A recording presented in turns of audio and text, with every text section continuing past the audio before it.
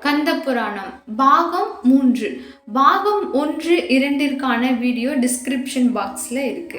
சிங்கமுகன் அக்னிகுண்டத்தில் குதிக்க போன வேளையில் ஒரு முதியவர் அங்கே வந்தார். மக்களே, நீங்கள் எல்லாம் யார்? இங்கே என்ன செய்து கொண்டிருக்கிறீர்கள் என்றார். சிங்கமுகன் அவரை வணங்கி, தங்களை பார்த்தால் அந்த சிவனே வந்து விட்டதாக தோன்றுகிறது முதியவரே.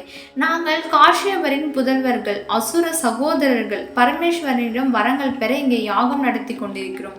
பல்லாண்டுகள் கடந்தும் அவர் வரவில்லை.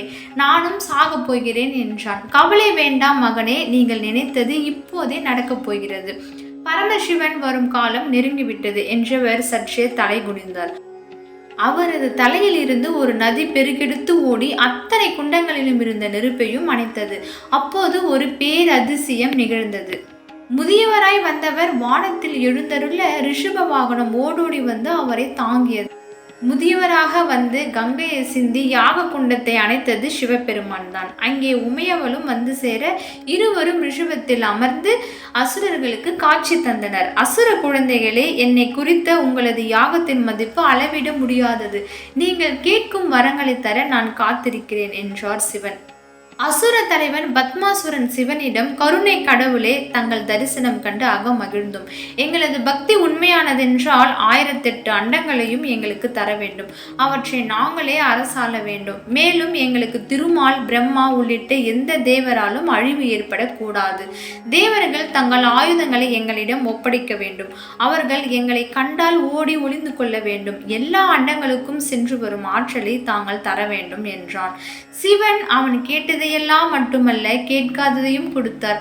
சூரபத்மனே, இந்த அண்டங்களை உன்னிடம் ஒப்படைத்து விட்டேன். அவற்றை மேற்பார்வை செய்ய இப்போது உன்னிடம் இருக்கும் பலம் போதாது. எனவே உன் சகோதரர்களுக்கும் சகல அண்டங்களையும் அளித்து விட்டேன். இன்னும் பல கோடி பேர் அடங்கிய 4 வகை சேனைகளையும் தருகிறேன். இந்திர விமானம், சிங்க வாகனம் தருகிறேன். ஆனால் ஒரு நிபந்தனை, நீ 108 யுகக்காலம் தான் ஆட்சி செய்ய முடியும். அதன் இறுதியில் மரணமடைவாய் என்றார். மிக மிக நீண்ட காலம் இந்த பூமியில் வாழப்போவதை பற்றி சூரபத்மன் மகிழ்ந்தாலும் தன் மரண எச்சரிக்கையை கேட்டு வருந்தி, ஈசனே, தங்களை தவிர வேறு யாராலும் எங்களுக்கு மரணம் நேரக்கூடாது என்ற தங்கள் வரம் நிலைத்தாலே போதும். இந்த அண்டங்கள் உள்ளளவும் நாங்கள் வாழ்வோம் என்றான் சூரபத்மன்.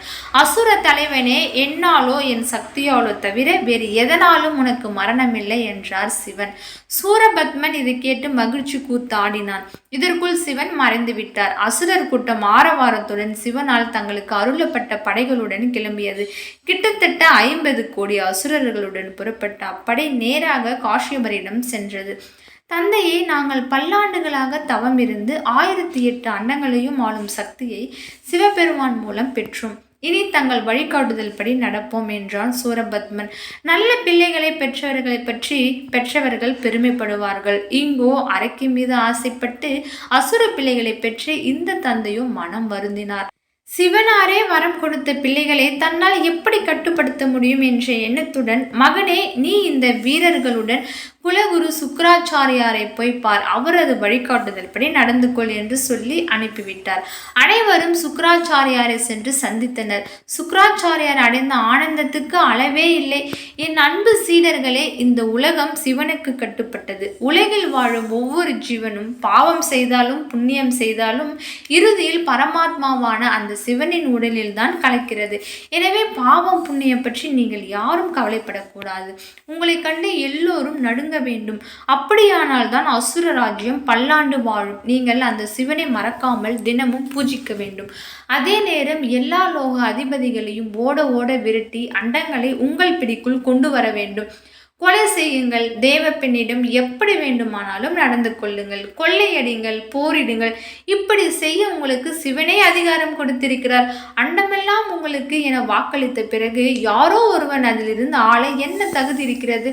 இவற்றை செய்ய தயங்கினால் உங்களை எவனும் மதிக்க மாட்டான். புறப்படுங்கள் இப்போதே என்றார். சூரபத்மன் அவரது காலில் விழுந்து பணிந்து புறப்பட்டான். அவர்களின் வாகனம் வித்தியாசமாக இருந்தது. சிவனால் சூரபத்மனுக்கு அருளப்பட்ட இந்திர விமானம் பறக்கும் சக்தி உடையது. அதை கோடி குதிரைகள் இழுத்துச் சென்றன. கோடி சூரியன்களின் பிரகாசத்தை கொண்டதாக அது விளங்கியது. சிங்கமுகன் ஏறிச் சென்ற தேரை 10,00,000 யானைகள், 10,00,000 குதிரைகள், பல பூதங்களை இழுத்து சென்றன என்றால் அந்த ரதத்தின் வேகத்தை கேட்கவா வேண்டும்? தாராசுரன் 10,000 குதிரைகள் பூட்டப்பட்ட மற்றொரு பறக்கும் விமானத்தில் ஏறிச் சென்றான். இதர படையினர் கோவேறு கழுதை, ஒட்டகம், யானை, குதிரை என பல மிருகங்களை வாகனமாக்கி ஏறி சென்றனர். இந்த படைகள் பறந்து சென்ற தூரம் மற்றும் 3 கோடி யோஜனை, அதாவது கிட்டத்தட்ட 40 கோடி கிலோமீட்டர் தூரம். அந்த அளவுக்கு பறந்திருந்தது இந்த உலகம். ஒருவனுக்கு முதல் தேவை செல்வம். அது இருந்தால்தான் எவ்வளவு மக்கள் இருந்தாலும் வயிறார சாப்பிட முடியும். இந்த செல்வத்தை சம்பாதிப்பதில் முதலில் அக்கறை காட்டியது அசுரப்படை. எனவே அவர்கள் செல்வத்தை முழுமையாக கொள்ளையடிக்க சென்ற இடம்தான் அலகாபுரி. இந்த பட்டணத்தின் தலைவன் தான் குபேரன். குபேரனின் ஊருக்குள் அத்துமீறி புகுந்தது ராட்சத படை. அழகாபுரி அரசன் குபேரன் அசுரப்படையில் அத்துமீறல் கண்டு அதிர்ந்து போனான். அவனுக்கு அசுரர்கள் சிவபெருமானிடம் வரம் பெற்ற வரலாறு முழுமையாக தெரியும். சூரபத்மனை வெல்ல இயலாது என்பதை புரிந்து கொண்ட அவன் பொன்னோடும் மணியோடும் சூரபத்மனை சரணடைந்து, பத்மாசுரனே, நான் இன்று முதல் உங்கள் அடிமை. நீங்கள் விரும்பும் போதெல்லாம் பொருளை கொண்டு வந்து கொட்ட வேண்டியது என் கடமை.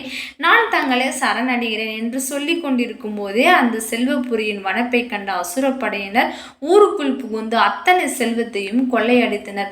தன் நாடு அலங்கோலமானது கண்டு குபேரன் பெரிதும் வருந்தினான். சூரபத்மன் அவனது பேச்சை பொருட்படுத்தவே இல்லை. அனைத்து செல்வத்துடனும் படைகள் புறப்படட்டும் என ஆணையிட்டான். குபேரபுரியை அடுத்து அவன் வடகிழக்கு திசை நோக்கி சென்றான். அனைத்து செல்வத்துடனும் படைகள் புறப்படட்டும் என ஆணையிட்டான். அசுரன் அடுத்து சென்ற இடம் என்ன, அங்கு அவன் என்ன செய்தான் என்பதை தெரிந்து கொள்வதற்கு அடுத்த வீடியோவில் பார்க்கலாம். அதுக்கு முன்னாடி இந்த வீடியோ உங்களுக்கு பிடிச்சிருந்தா லைக் பண்ணுங்கள், ஷேர் பண்ணுங்கள், கமெண்ட் பண்ணுங்கள். மறக்காமல் நம்ம சேனலை சப்ஸ்கிரைப் பண்ணுங்கள். நன்றி.